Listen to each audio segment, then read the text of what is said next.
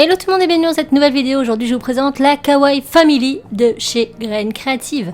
Donc c'est une box avec tout un tas de choses dedans pour faire des trucs tout kawaii. Donc on a un tapis, des micro-billes, des emporte-pièces fleurs, de la fimo marron, un scalpel, du coulis.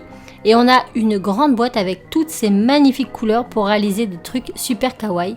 On n'oublie pas les petits transferts pour les yeux qui sont super géniaux. Et on a aussi un nuancier de couleurs pour faire des couleurs un peu différentes. Plus un tuto pas à pas écrit. Donc c'est parti, on commence par le premier. Je prends 3 petites couleurs plus un quart. Alors les quantités je m'en souviens plus là maintenant, mais tout est bien détaillé dans le kit. Donc je mélange, je forme une boule que j'aplatis légèrement sur le dessus. Une fois que ça nous convient, on va prendre un petit outil boule ou le dos d'un pinceau pour réaliser le petit creux à l'intérieur. Donc j'enfonce bien, je le fais pas forcément très large et une fois que c'est fait, je vais retourner mon petit beignet pour pouvoir rabattre les bords vers l'extérieur de façon à ce qu'il soit bien plat quand on le met à plat. Voilà, donc je rabats tout ça et notre base est faite. Maintenant on s'attaque à notre nappage. Donc je prends la petite couleur, toujours en respectant les quantités de la box. J'aplatis la boule avec mes doigts. Je vérifie qu'elle corresponde bien au beignet. Et avec l'emporte-pièce fleur, je viens détailler tout ça. Je retire bien sûr l'excédent.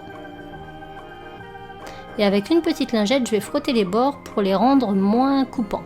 Plus lisses. Voilà. Je pose le tout sur mon petit beignet. J'appuie sur le centre pour repérer le trou. Et je réaltère l'opération une seconde fois.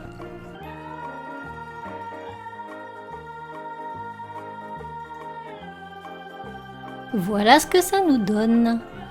Maintenant, je vais découper mes petits yeux. Donc, on a tout un tas d'expressions différentes et plusieurs tailles en fonction de votre réalisation. On vient tout simplement découper. Donc, je découpe pas les bords noirs. J'avais peur que ça s'imprime. Et je viens tout simplement le poser sur ma pâte et j'appuie légèrement avec mes doigts. Et une fois que c'est fait, je vais mettre ma création de côté 10 petites minutes, le temps que tout ça adhère bien. Une fois que c'est adhéré, on voit bien que c'est un petit peu transparent, on retire et voilà ce que ça donne. Donc moi j'avais pas assez appuyé et la bouche ne se voit pas, donc je vais la refaire au Posca par la suite. Mais pour le moment, je m'attaque à mes petits vermicelles avec 3 couleurs de pâte différentes. Donc je fais de longs boudins, je découpe plein de petits morceaux et j'en dispose un peu partout sur ma réalisation. Et voilà ce que ça donne. Maintenant donc j'ai fait au Posca, j'ai refait mes yeux et ma bouche au Posca et avec des petites boules blanches, je viens faire mes points de lumière dans mes petits yeux. Et voilà, maintenant on met ça de côté et on passe à notre glace. Donc je prends 2 couleurs que je mélange pour réaliser mon petit bâton. Donc ça fait un marron très clair, donc c'est du vanille et du chocolat. Je donne la forme de mon bâton. Hop, je peux m'aider bien sûr de mes outils. Et je place mon bâton 5 minutes à 110 degrés au four. Donc normalement on ne le passe pas, mais là il faisait tellement chaud qu'il ne tenait pas en forme. Maintenant je prends le chocolat, je réalise la forme de mon esquimau, puisque c'est un petit esquimau. Donc bien arrondi au-dessus et un peu plus plat sur le dessous. Et je n'hésite pas à prendre mon rouleau pour affiner tout ça. Mon petit bâton est sorti du four, il est bien dur, donc je vais le réduire parce qu'il était beaucoup trop grand. Et je vais tout simplement le marquer dans ma pâte. Donc je ne vais pas le laisser tout de suite, on va y revenir après. Maintenant je vais faire mon nappage, donc je prends 3 petits morceaux de pâte, j'étale le tout avec mon rouleau. Là je viens prendre un peu les mesures de ma glace pour pas faire mon nappage trop grand. Hop, en dessous je garde une bande qui me servira à faire les contours.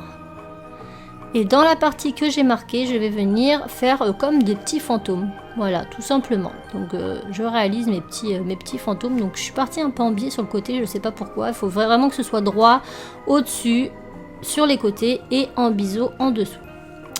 Donc je fais mes petits fantômes là. Hop, j'enlève le surplus, je les décolle et je viens les poser sur mon esquimau. Donc là je le tourne, la tête vers le bas et je viens tout simplement les placer comme ceci. Donc j'y vais délicatement, voilà, je fais un premier côté, je rabats bien, je fais le second, je rabats également et ensuite je vais venir mettre ma bande tout autour.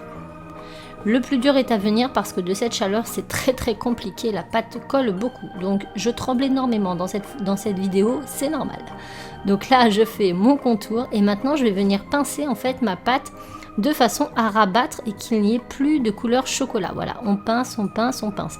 Une fois que tout ça c'est fait, on va venir lisser tout ça avec des outils, avec des lingettes, de façon à ce que ce soit tout homogène. Maintenant, je place mes petits transferts pour mes yeux. Je retire, dada, et on voit pas le clin d'œil, j'avais pas assez appuyé, donc c'est pas grave, je prends mon Posca et je repasse par-dessus. Maintenant, je fais 2 petites boules de rose antique, je crois, pour faire mes petites joues. Voilà, donc vous pouvez customiser chaque élément comme vous le souhaitez. Je fais mon petit fond d'œil en blanc et avec l'emporte-pièce, je viens croquer mon esquimau, bien sûr. Maintenant, je viens mettre de la Fimo liquide au niveau du bâton. Donc normalement, c'est pas nécessaire puisque vous mettez le bâton cru sur la pâte crue. Mais moi, comme je vous l'ai dit avec la chaleur, je n'y arrivais pas.